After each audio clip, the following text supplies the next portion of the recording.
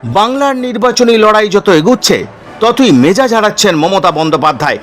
যে নেত্রী একসময় উন্নয়নের দাবি করতেন, আজ তার গলায় হুমকি, হুঁশিয়ারি আর অভিযোগের সুর।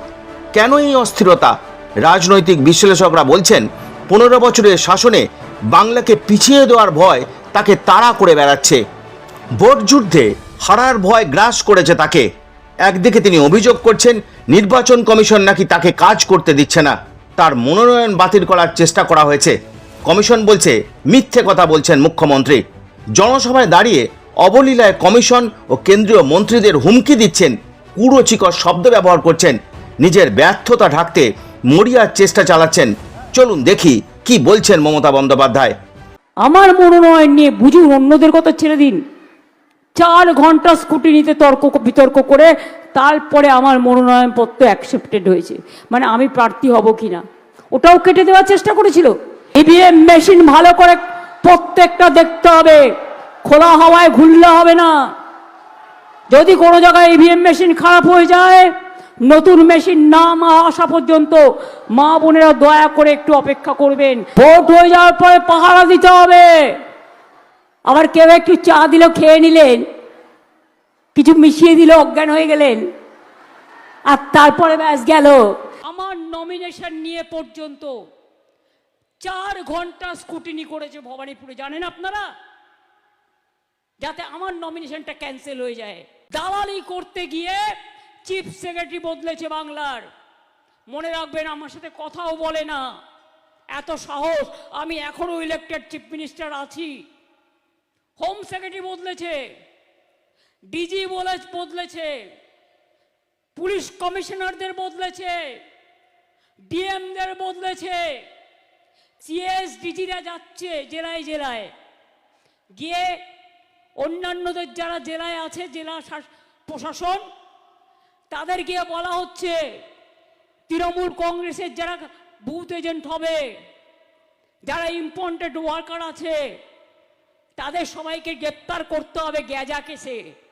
আমি বলি, নিজেরা অনেক গাঁজা খাও তো, তাই গ্যাজা কেস খুঁজছো? লজ্জাও করে না? রিটায়ার্ড 2টো অফিসার এখানে বসে আছে, নির্লজ্জ বেহায়া।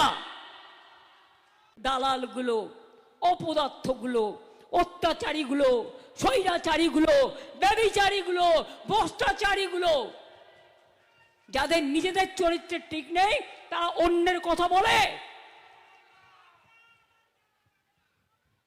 সারা পৃথিবীতে মানুষ জানে এদের কি চরিত্র, সারা দেশের মানুষ জানে এদের কি চরিত্র। তাহলে আমাকে জেলে পাঠিয়ে দিন না, আমি জেলে বসে আরো বেশি ভোট পাবো। আর নাহলে গুলি করে মেরে দিন। মিডিয়াকে কিনে রেখেছেন। এই টেলিভিশনটা কার? ওদিকে ঘুরিয়ে কি দেখছো? মিটিংটা তো এদিকে হচ্ছে। গদি মিডিয়া, 2জন মহিলা যাচ্ছে সেটা দেখাবার জন্য গদি মিডিয়া, আর এত মহিলা বসে আছে, চোখে পড়ছে না কানা?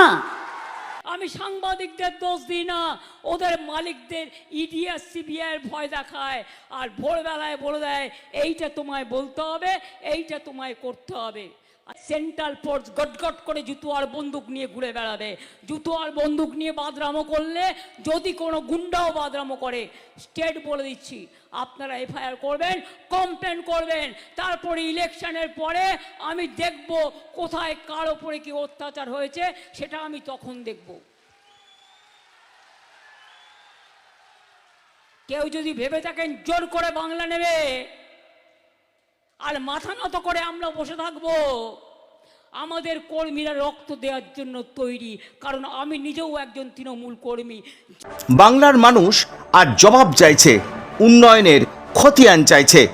উন্নয়নের খতিয়ান না দিয়ে বারবার হুমকি ও হুঁশিয়ারিকে হাতিয়ার করেছেন মমতা বন্দ্যোপাধ্যায়। ধমক চমক দিয়ে আর আদৌ নির্বাচনী বৈতরণী পাওয়া সম্ভব নয়, এটা বুঝতে পেরেই সৌজন্যতা হারিয়ে ফেলেছেন তিনি। কেন্দ্রীয় সরকার ও কমিশনের বিরুদ্ধে যুদ্ধ ঘোষণা করেছেন।